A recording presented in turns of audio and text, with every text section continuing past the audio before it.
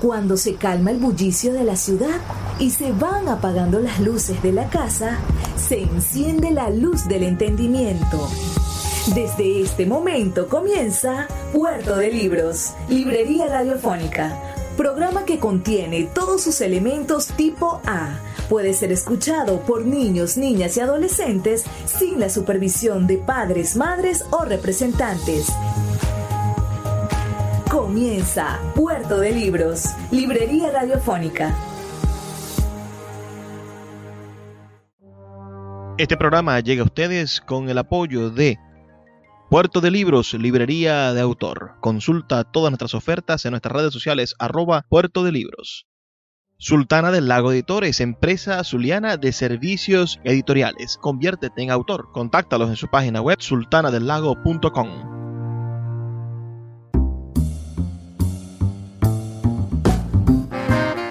Bienvenidos a Puerto de Libros, Librería Radiofónica. Les habla Luis Peroso Cervantes, quien de lunes a viernes de 9 a 10 de la noche trae para ustedes este programa a través de la Red Nacional de Emisoras Radio Fe y Alegría.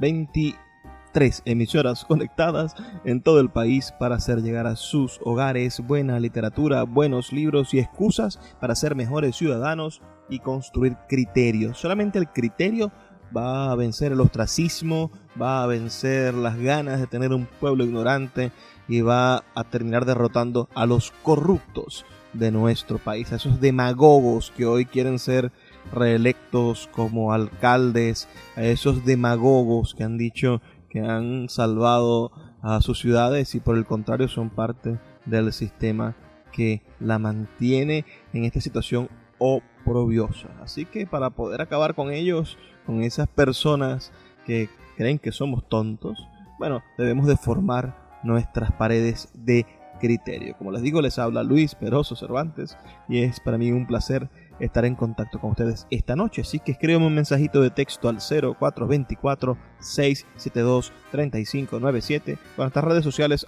@librería radio en Twitter y en Instagram. La noche de hoy, en nuestro programa número 289, estaremos escuchando los fragmentos de un taller literario que he estado dictando los domingos en un formato bastante interesante, en un formato virtual, a través de Zoom. Cualquier persona que quiera inscribirse puede hacerlo, tiene un costo de apenas $10 mensuales y atendemos 4 clases al mes, los domingos a las 10 de la mañana.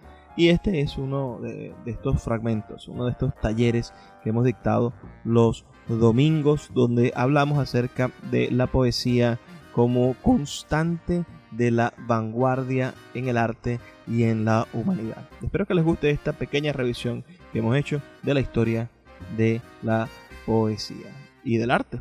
Vamos a comenzar sin más demoras, agradeciendo que nos envíen sus comentarios al 0424-672-3597.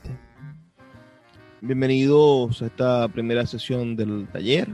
Me gustaría darles las gracias por la confianza y el apoyo de esto que queremos estar haciendo todos los domingos.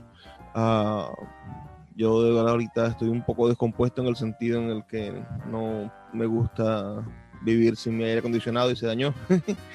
y bueno, por el contrario, nuestros amigos que están en Chile parece que tienen un frío, un aire acondicionado constante y desearían un poquito de este calor de vez en cuando. Pero así son las cosas del destino, ¿no? Y el ser humano.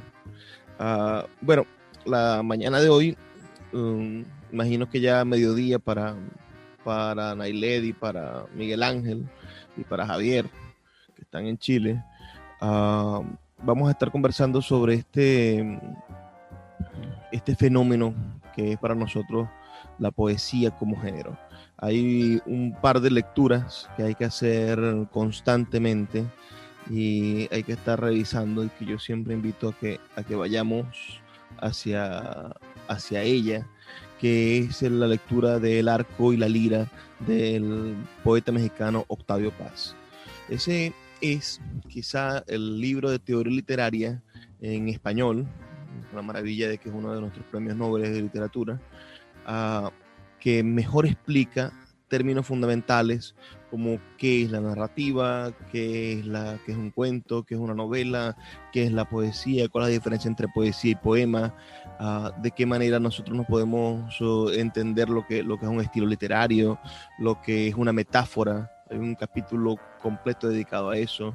Hay un capítulo completo dedicado a la búsqueda de explicaciones sobre la responsabilidad que tiene la poesía en el contexto histórico.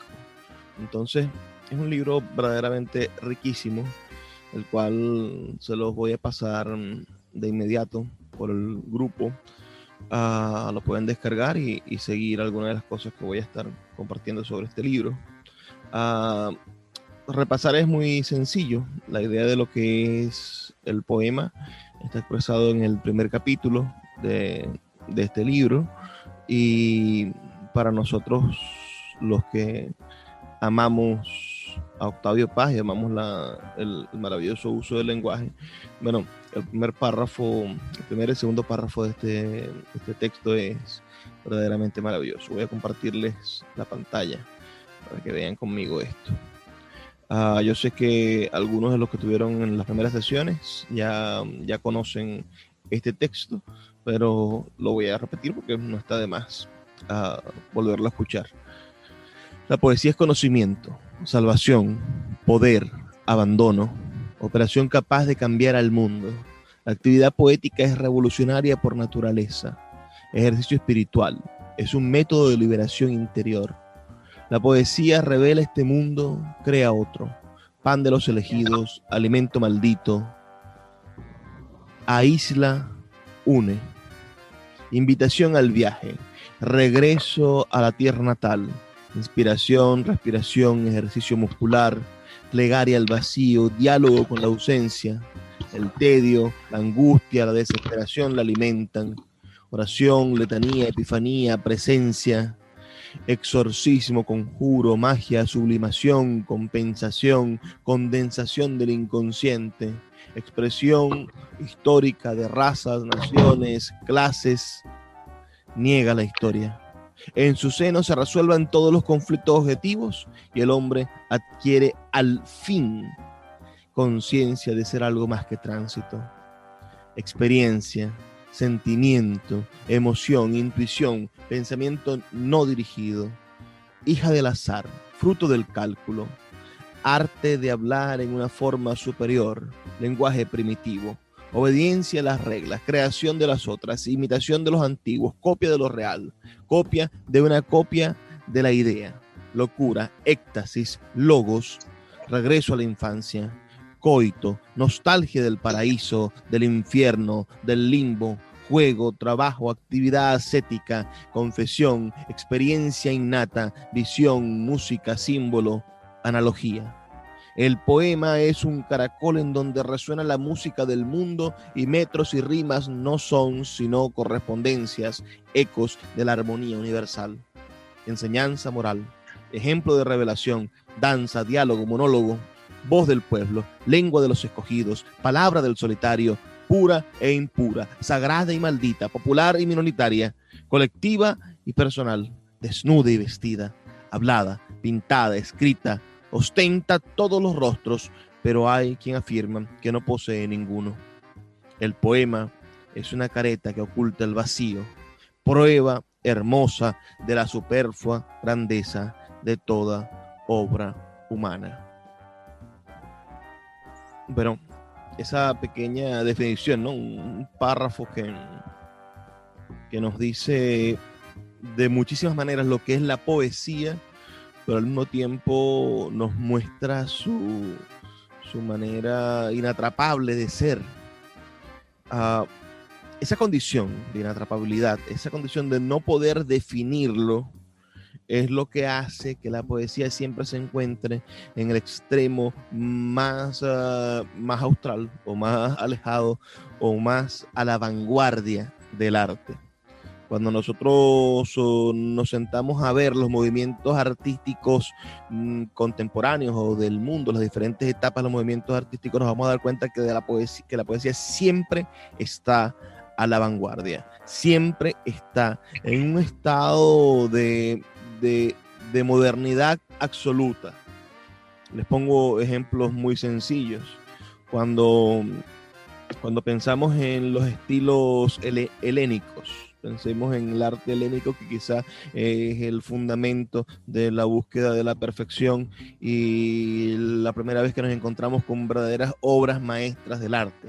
Porque si bien ya conocemos el arte egipcio y sus estructuras arquitectónicas monumentales, o nos ponemos a ver el arte etrusco, que más o menos había conseguido las proporciones corporales, no es sino hasta el helenismo donde encontramos los frescos más impresionantes, donde encontramos la búsqueda de la perfección en las expresiones pictóricas, escultóricas.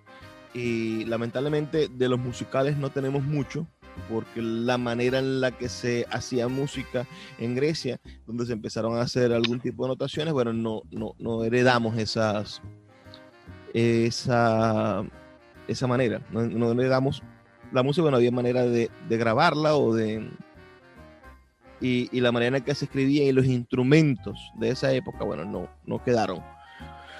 Pero si leemos hoy día un poema de uno de los grandes poetas helénicos, pensemos en Anacreonte, o pensemos en Safo, o pensemos en Píndaro, o pensemos en cualquiera de los poetas helénicos, sin irnos a Homero, ¿no? Porque si hablamos de Homero, hablamos de la fundación de la literatura.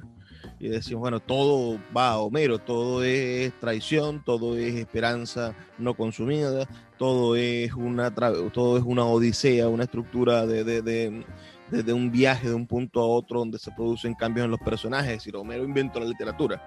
Pero pensemos en la poesía y leamos esos poemas y entendemos que pareciese que los cantos de Anacreonte a la vida son los mismos poemas que nos han estado martillando uno tras otro durante toda la pandemia. Aprovecha el instante ahora, date cuenta de que se han desfigurado las fronteras, o cualquier cantidad de estructuras de darse cuenta de lo que somos y de valorar el tiempo y de no permitir que nuestras ambiciones terrenales sigan entorpeciendo nuestro destino con el universo o con ser mejores, etcétera. Están ya en Anacreonte y están en esos pequeños fragmentos, porque además se perdió casi todo en el transcurso del tiempo. Escuchas Puerto de Libros con el poeta Luis Peroso Cervantes. Síguenos en Twitter e Instagram como @Librería Radio. I just feel like we are surrounded in this world by bullshit. So how can you know what's real and what's not? Science Versus, that's how. We answer questions like, does anti-aging skincare actually work? And what is your true personality type? And to answer these questions, we don't use opinions. We dive into the scientific studies, talk to the experts, and put it in a podcast that I know you are gonna love. Listen to Science Versus on Spotify. La librería Puerto de Libros, librería de autor, ya se encuentra en el Teatro Baral de Maracaibo. Puedes acercarte al maravilloso espacio del café del Teatro Baral y allí vas a encontrar un repertorio gigantesco de libros de nuestra librería Puerto de Libros, librería de autor. También puedes solicitar cualquiera de nuestros títulos a través de nuestra página web puertodelibros.com.be o a través de nuestras redes sociales, especialmente Instagram, @Puerto de Libros en Facebook, Twitter e Instagram. Puerto de Libros, la mayor librería virtual de Venezuela y ahora también en el Teatro Baral, patrimonio cultural de nuestro país. El poeta Luis Peroso Cervantes le acompaña en Puerto de Libros, librería radiofónica, por Radio Fe y Alegría, con todas las voces. O vamos a pensar en la relación de Safo, ¿no? En la manera en la que ella estructura sus poemas amorosos y en la cual hay una visión del mundo de entrega. Y si analizamos eso, nos damos cuenta de que lo que nosotros consideramos que es la voz de las grandes poetas contemporáneas, pensemos en una Gioconda Belli en español, pensemos en Luisa Gluck, la que acaba de ganar el Premio Nobel de Literatura, en cualquiera de las poetas contemporáneas, y nos daremos cuenta que ya está cifrado en la voz de Safo la libertad, el deseo de amar, el derecho de pertenecerse a sí mismo y no pertenecerle al hombre o a la sociedad. Entonces uno dice, bueno, estos temas y estas maneras de asumir el poema y estas metáforas, es decir, estas correlaciones de ideas que van a construir las imágenes poéticas, son absolutamente modernas. Por más de que hayan pasado 300, 400, hayan pasado 2500 años, estamos en algo que es sumamente actual y que puede seguir rompiendo los moldes de la sociedad. Si nos vamos a Roma, bueno, hay una cantidad de personajes que a mí me fascinan, que yo digo, bueno, pues esta gente, uno escucha a un reggaetonero decir que están rompiendo el molde de la sociedad, que ellos son la vanguardia artística, etcétera, etcétera, etcétera, pero esta gente nunca en su vida leyó a Marcial. No se dieron cuenta de que el tipo, antes de que llegara el hijopero a decirte, mira, tú que estás sentado en la otra esquina, que no tienes cómo bañarte, yo huelo bien y tal, el tipo le cuenta cualquier tontería de estas que dicen los raperos y los hijoperos. No se dieron cuenta de que existía la escritura epigramática y que con elegancia y maestría los poetas romanos de principios de la era cristiana, bueno, eran capaces de sacarse las tripas con un poema de una línea. Del mismo modo, otros poetas romanos, pensemos en Catulo, otro poeta epigramático que me gusta mucho, o vayámonos a pensar en algo, si queremos hablar de algo más prosaico, pensemos en el arte de amar, de Ovidio. Allí en el arte de amar se rompen todos los paradigmas de lo que es la estructura de seducción, y fue el poeta más famoso y el primer bestseller de la historia de la humanidad. Y todo esto es porque está poseído de cierta manera por el poema, por la poesía. La poesía tiene esa condición de ir a la vanguardia. Pero si lo vemos en la antigüedad, bueno, quizá no entendemos en general eso. Bueno, la antigüedad siempre es más inatrapable. Pensemos entonces en procesos más contemporáneos para ejemplificar esto. Pensemos en la palabra romanticismo. No sé si ustedes tienen en conciencia, yo creo que sí, que lo que nosotros llamamos romántico ahorita en la contemporaneidad es una deformación de la palabra. Decimos que algo es romántico y lo queremos asociar con la cursilería. No, pues es que él es muy romántico, dicen las personas, sobre todo en los medios de comunicación, la mayoría de los periodistas incultos que habitan en nuestra radio, en nuestra televisión, en nuestras redes sociales, y no logramos asociar que lo romántico es estrechamente relacionado con el romanticismo del siglo XVII y el siglo XVIII. El romanticismo, que fue un movimiento ideológico, político y artístico, en el cual están figuras desde la música. Por ejemplo, el más grande de los compositores románticos es Beethoven. Si pensamos en la pintura, bueno, nos vamos a encontrar con infinidades de pintores maravillosos, y todos con vidas un poco descarriadas. Pero el germen del romanticismo fue en la literatura, en la Alemania del siglo XVII, y se plantean elementos que hacen que la palabra se deforme. La palabra se deforma hacia la cursilería. ¿Por qué? Porque los poetas románticos intentaban destruir la sociedad a partir de la libertad de pensamiento. Decían, yo soy libre en mi pensamiento. A mí nadie, el rey, el duque, mis padres no me pueden obligar a pensar algo. Yo pienso lo que yo quiera. Y a partir de esa libertad de la que soy dueño, absoluto, es mi territorio, voy yo a intentar imponer la libertad de mi cuerpo. Entonces, el pensamiento romántico es un pensamiento que enfrenta al ser humano a la imposibilidad de desarrollar su libertad en el espacio físico. La libertad de pensamiento, exteriorizarla hacia el espacio físico. Llamamos románticos a las personas cursis de la contemporaneidad. ¿Por qué? Porque una de las grandes luchas y uno de los grandes ejemplos de los románticos como idealistas era el derecho a elegir a quién amar. En el siglo XVII el matrimonio no era lo que conocemos ahora. Tú no te casabas con la persona que amabas. Tú te casabas con la persona que tus padres elegían para hacer negocios contigo. Primero, los hijos eran una propiedad de los padres, un objeto del padre, y el padre debía de casar al hijo siempre para obtener un beneficio que de cierta manera retribuyera la crianza que le habían dado.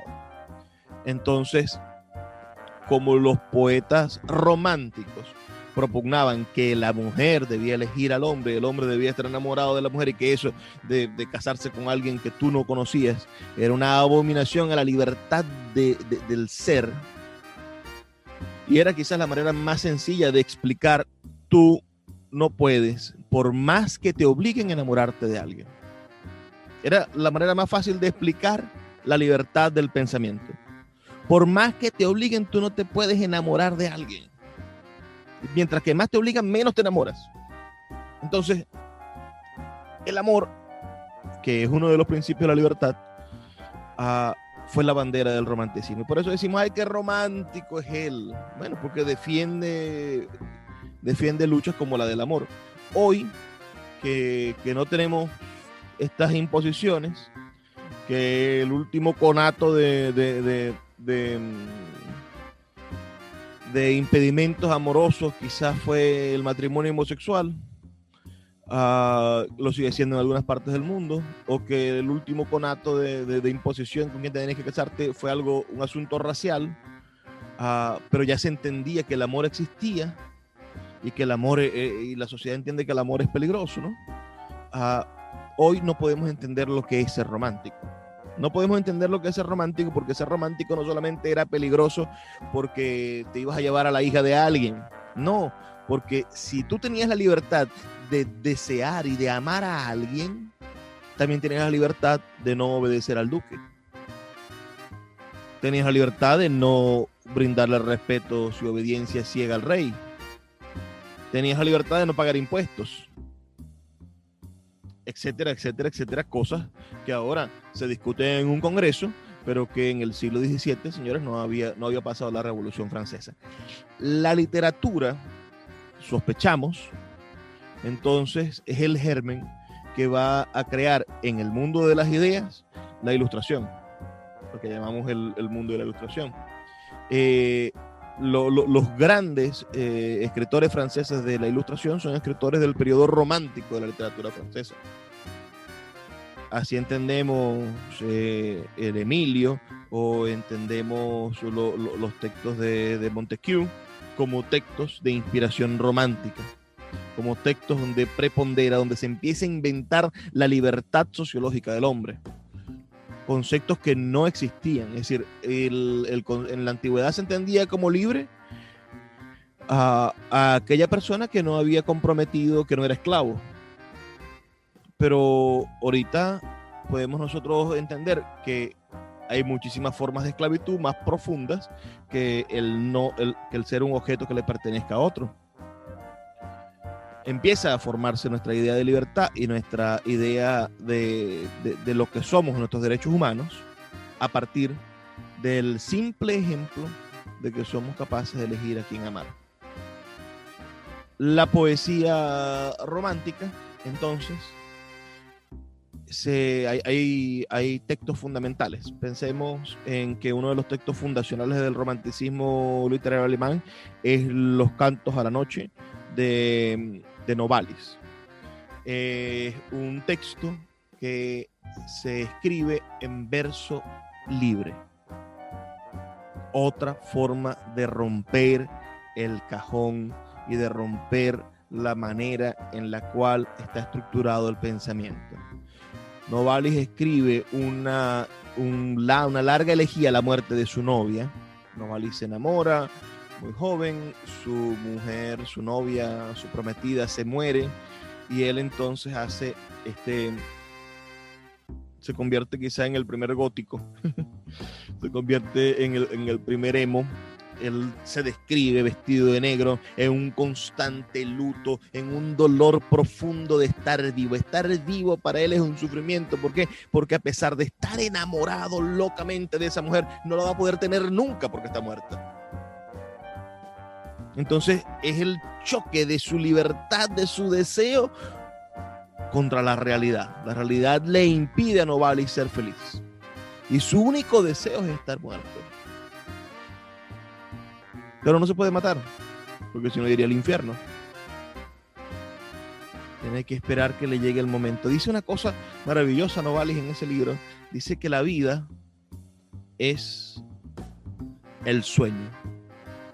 Porque se viene de una profunda oscuridad y se va hacia otra profunda oscuridad. Y que este destello es el verdadero sueño. Es un libro que les recomiendo que busquen.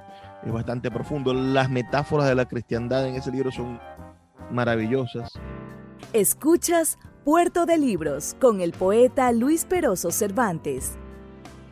Síguenos en Twitter e Instagram como @Librería Radio.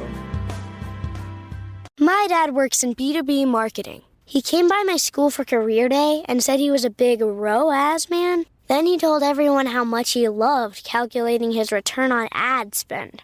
My friends still laugh at me to this day.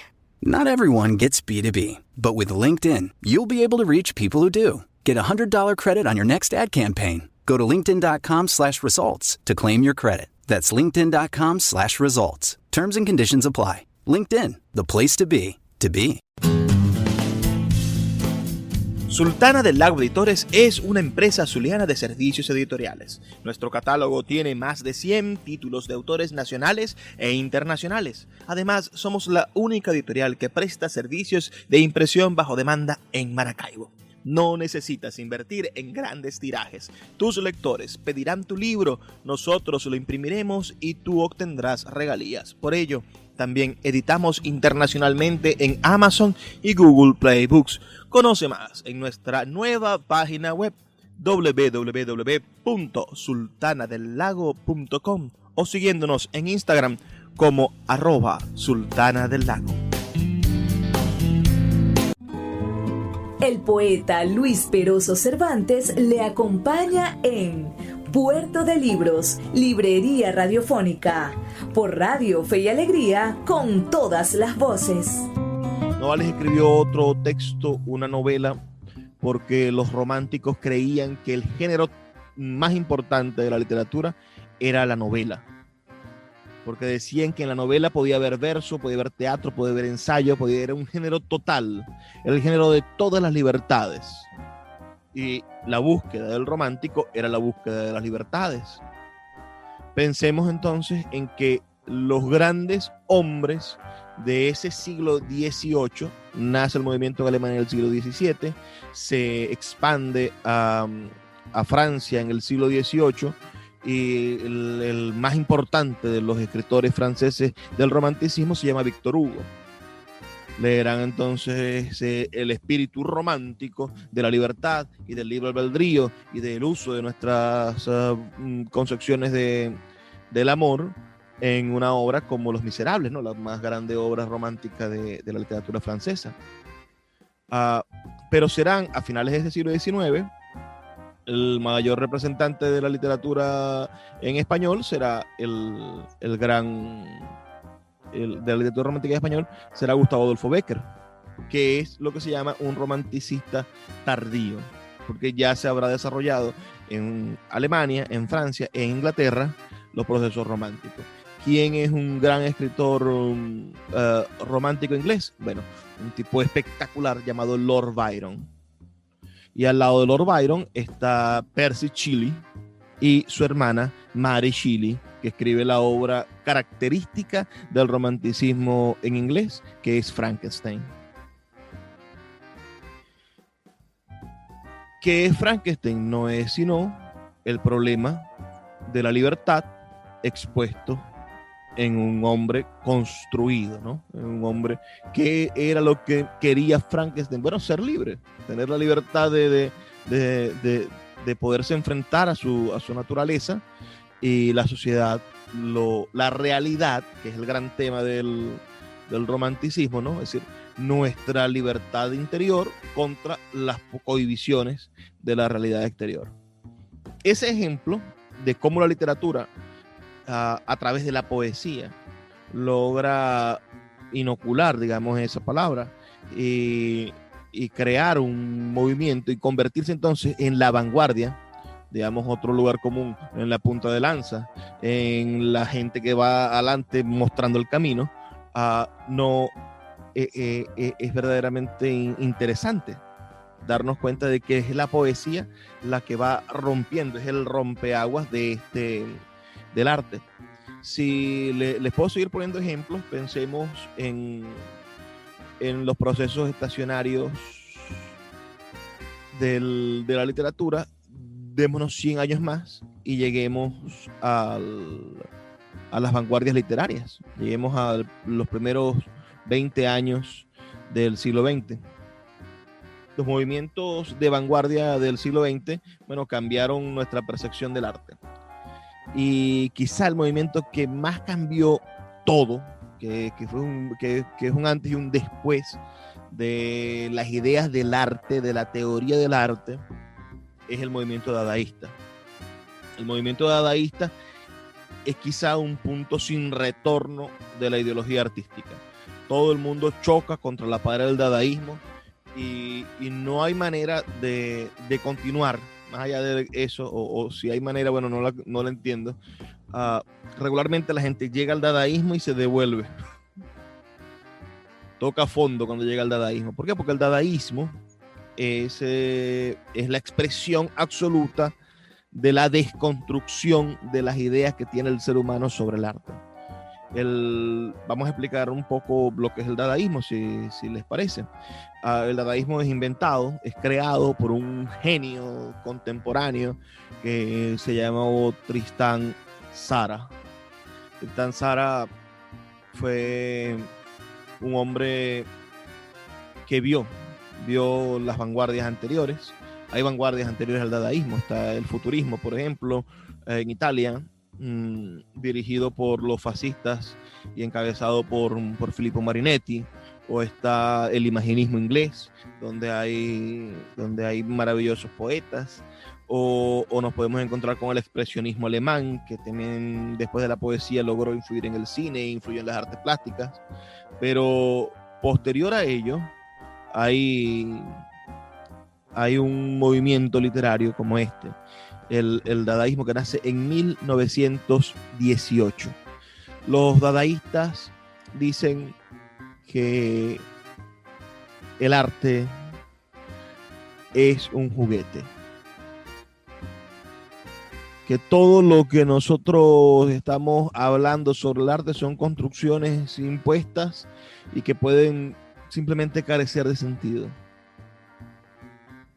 Ellos levantan la voz en nombre de las cosas que no tienen voz. Por ejemplo, una de sus técnicas de creación eran los que llamaban los poemas fonéticos.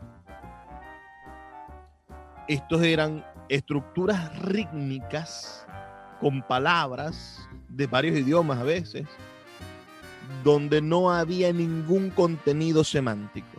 Entonces decía para pa pa pom pa pam pa pa pa pa para pa para popora pa. Y el tipo empezaba a crear sonidos que parecían la entonación de un poema. ¿Y qué puede alejar a esa entonación de un poema de un verdadero poema? Si al final nos ponemos a leer un poema y son tantas las imágenes que no logramos atraparlas todas, ¿no? Cuando escuchas un poema, no hay diferencia entre que sea un poema fonético de los dadaístas a que sea un poema actual. Dicen los dadaístas, y aquí es ahí donde muchas personas rebotan fuertemente con el dadaísmo, que todo lo que sucede en el arte no es más que un filtrado de una estética universal. Todo está capacitado para hacer arte, todo está capacitado para ser bello, todo tiene la posibilidad de transformarse en arte, pero depende de la manera en la que nosotros individualmente seamos capaces de entenderlo. Entonces, los dadaístas tienen un ejercicio maravilloso que demostraba una de sus teorías, que es la teoría de la alterabilidad. Yo tengo un conjunto de cosas y ese conjunto de cosas las puedo convertir en arte dependiendo cómo las ordene. Pongamos que tengo un paraguas, una aguja, una silla y un elefante.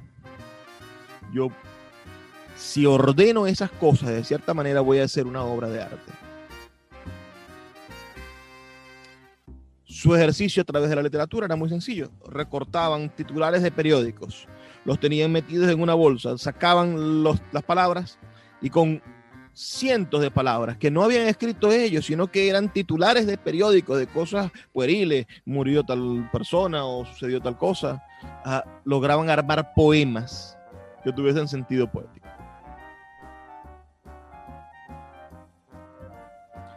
Si fuese un taller en vivo, sacara mi bolsa de palabras e hiciéramos unos ejercicios.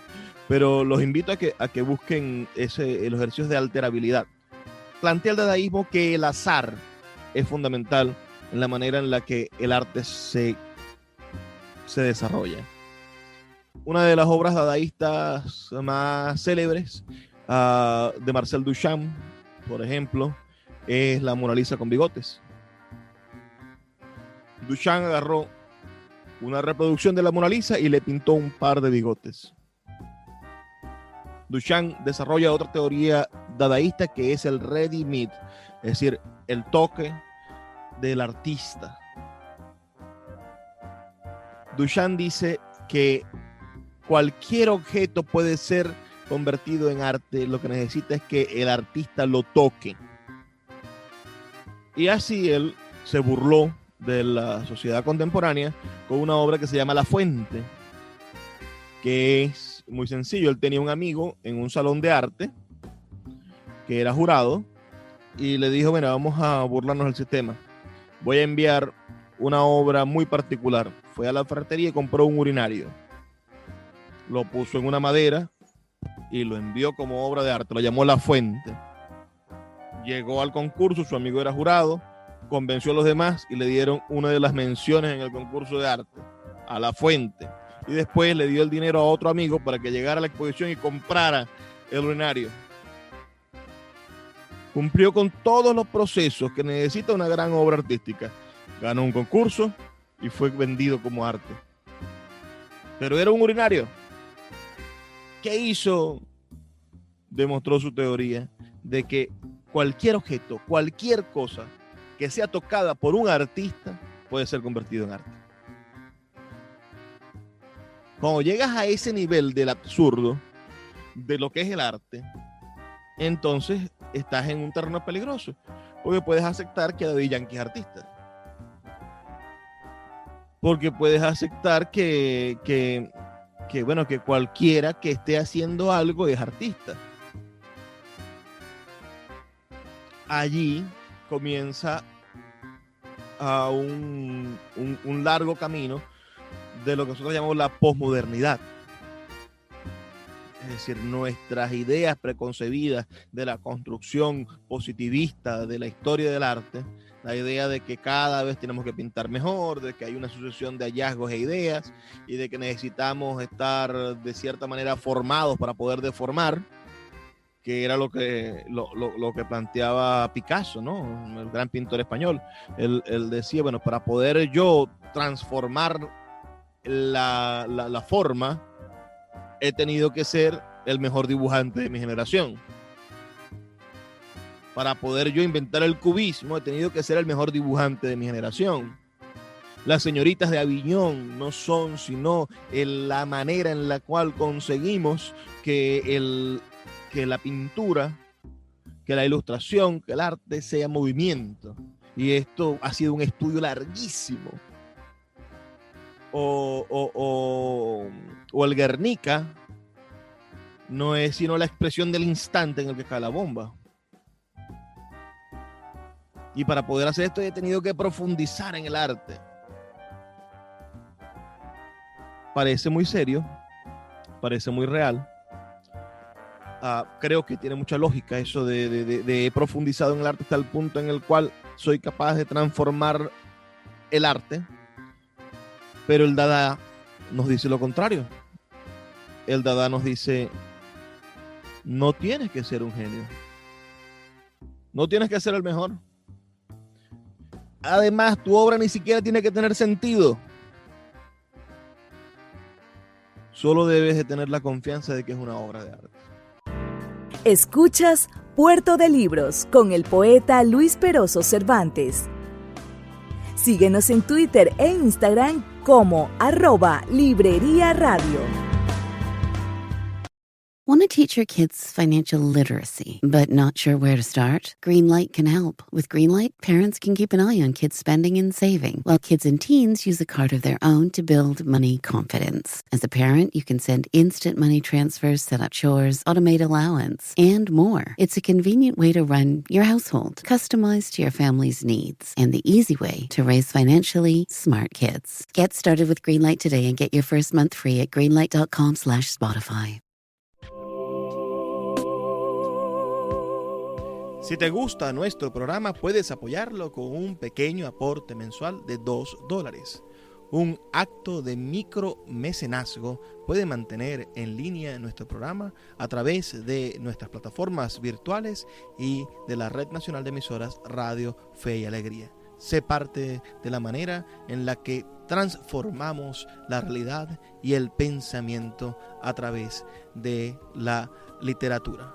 Apóyanos para seguir llevando a tus hogares Puerto de Libros, Librería Radiofónica. Más información al 0424-672-3597. El poeta Luis Peroso Cervantes le acompaña en Puerto de Libros, Librería Radiofónica, por Radio Fe y Alegría, con todas las voces. Vamos al siguiente paso. El Dada desde 1918 llega a Francia, revoluciona la cultura francesa, hacen expresiones dadaístas en todos los sistemas artísticos. Por ejemplo, el teatro Dada era genial porque era un teatro malo. Era un teatro malo. Y lo que hacían era darle tomates podridos a la gente para que una vez terminada la obra o en la mitad de la obra se lo tiraran a los artistas. Y el verdadero acto artístico, poético, era el hecho de que la gente sintiera tanto rechazo por la obra de teatro que agrediera al artista. Cuando se rompía esa pared donde la gente estaba tan molesta porque era tan malo ese diálogo, o era tan malo las actuaciones, bueno, en ese momento el actor se convertía en la persona que agarraba el tomate podrido y empezaba a lanzarlo y empezaba a agredir. Ese era el verdadero acto artístico. Esta revolución instalada en Francia produce que en 1921 unos jovencitos, muy jovencitos, 20 y pico de años, que estaban emocionadísimos con el dadaísmo, pero que se quedaron siempre esperando que Tristan Tzara diera la respuesta. Si ya ellos sabían que el arte no era nada, ahora queremos, Tzara, tú que eres el líder, que nos digas qué es el arte. Se tropezaron con un tipo que jamás les dijo que era el arte. Entonces se sintieron decepcionados porque su líder, su Mesías, bueno, no tenía estructuras mesiánicas y no quería ser el fundador de una nueva forma artística ni nada. El tipo simplemente era un dadaísta. Entonces empezaron a configurar lo que se va a conocer en 1924 con la fundación en 1921. Este año cumple 100 años de haberse escrito Los campos magnéticos, el primer libro surrealista que va después a tener forma en 1924 con el primer manifiesto surrealista. Este libro lo escribe Philippe de Soupeau y André Breton. Un libro que cambió la manera de entender o de asumir la literatura y nos hizo darnos cuenta, también en la boga de la estructura de Freud, del psicoanálisis, nos hizo darnos cuenta de que todo lo que estamos escribiendo está íntimamente relacionado con nuestro subconsciente. ¿Qué hizo el ambicioso de André Breton? Bueno, tomó la desconstrucción, el momento en el que el arte estaba deshecho por Sara, y dijo, bueno, yo le voy a dar sentido al arte, porque bueno, el arte sin sentido, el talento sin probidad es un ¿cómo se llama? Un azote. Él dice, vamos a darle sentido al arte, es urgente que le demos sentido a nuestras acciones. Si yo no puedo dedicar mi vida, tiene 20 años, 20 y tantos años, yo no puedo dedicar mi vida a hacer arte para que no sea nada.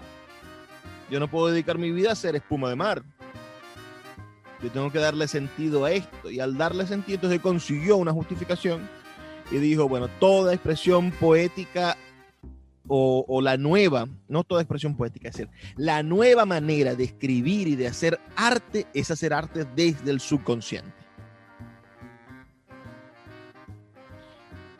Y además le metió el tinte político, ¿no? Es decir, y el hombre, el surrealista debe de intentar permear la realidad de tal manera que la transforme. Y se hizo la primera lista de escritores surrealistas que está en ese manifiesto. Está Luis de Aragón, nombran está Salvador Dalí, está Paul Celan, están todos los grandes escritores de la época que coinciden en un momento en el cual había que volverle a dar sentido al arte después de que el dadaísmo lo destruyera. ¿Y por qué me detengo a hablar sobre esto? Porque la poesía fue, en todos esos casos, el motor que produjo el cambio en nuestra concepción del arte. No fue en otro género, no fue que la música influyó a la literatura, no, fueron los poemas de los futuristas los que influyeron a los pintores. Fueron los textos de los expresionistas los que influyeron a los cineastas. Fueron las ideas dadaístas las que influyeron a los pintores. Fue el manifiesto surrealista el que definió la idea del arte como proceso de interiorización subconsciente. Que si esto ya estaba inventado, bueno, eso es el gran tema, ¿no? El gran tema sobre el dadaísmo, sobre el futurismo, sobre el surrealismo. Evidentemente, ya en Góngora había surrealismo. Ya en El Quijote había dadaísmo. Un momento en el que Cervantes nos dice, desocupado lector.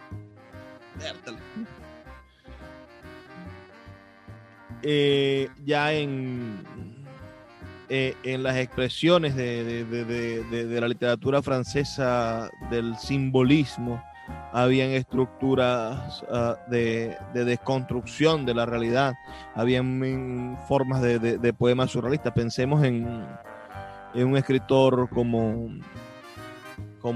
Stéphane Mallarmé y Un golpe de dado jamás abolirá al azar, el poema que perpetuó para siempre el versolibrismo, el verso libre.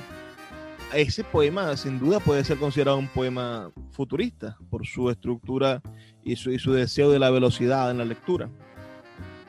La poesía, entonces, es el epítome de la vanguardia. Y aquí me voy a robar otra idea de Octavio Paz para decir que, aunque sea verdad lo que acabo de decir, también es muy cierto que la poesía también es la que decanta y crea los periodos de estabilidad en el arte. Y que desde hace muchísimos siglos lo único que estamos presenciando es un ritmo entre innovación y conservación. Innovación y conservación.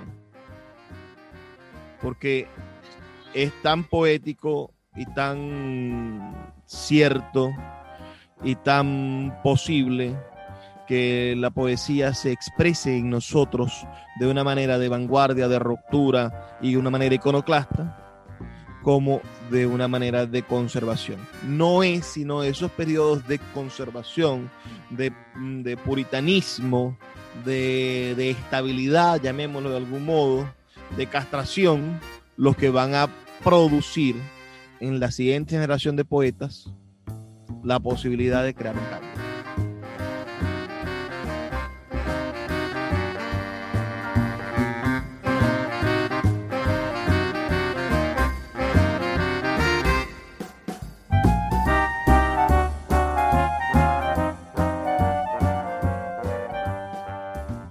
Bueno, ¿qué les ha parecido estos fragmentos, este taller que hemos dictado el pasado domingo? Y que espero que ustedes, los que estén interesados en participar en mi taller de poesía, se incorporen.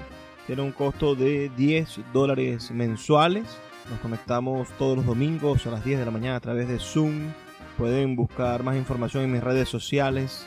También estamos haciendo algunas lecturas de poesía con poetas latinoamericanos, venezolanos dispersos por la diáspora en diferentes partes del mundo, los viernes en mi cuenta de Instagram, extremadamente P. Los viernes a las 8 de la noche nos estamos encontrando por allí. También estamos armando y creando estructuras de encuentro para todos nosotros en la nueva sede de la librería Puerto de Libros, en el Teatro Baral de Maracaibo. El Teatro Baral ha creado un espacio hermosísimo, ha recuperado por completo, nuestro amigo Jesús Lombardi ha recuperado ese espacio, ese teatro, y ahora nos ha dado un rinconcito allí para llenarlo de libros. Entonces, un rincón lleno de libros es un rincón de universos paralelos. Allí vas a poder encontrar miles y miles de ideas, aunque sean pocos libros, aunque sean muchos libros.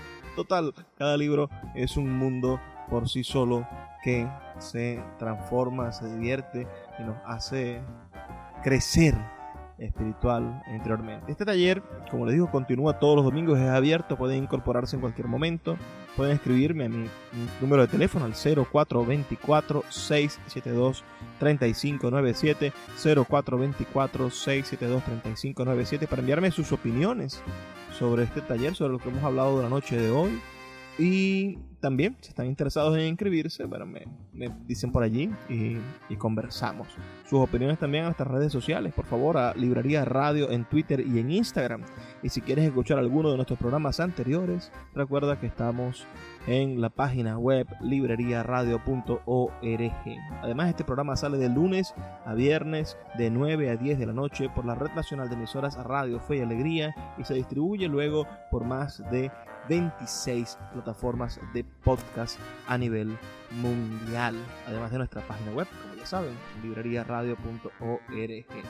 Es de verdad un placer trabajar para ustedes, traerle estas dinámicas, estas oportunidades de encuentro y desencuentro que nos da la literatura. Y díganme si están de acuerdo con alguna de esas condiciones que tiene el arte y la poesía para transformar nuestra realidad. Además, quiero que todos ustedes se armen de literatura, de libros y de paciencia para poder enfrentar los momentos críticos que se avecinan para el país y que sin duda van a darnos la oportunidad de demostrar que con criterio, con no sentido común, porque el sentido común no es lo que necesitamos. Lo que necesitamos es un sentido educado, formado, un sentido culto, un sentido que tenga criterio. Entonces, con criterio vamos a poder tomar las elecciones correctas para sacar a nuestro país de esta profunda crisis. Me toca despedirme, pero no sin antes, queridos amigos, pedirles, por favor, sean felices, lean poesía.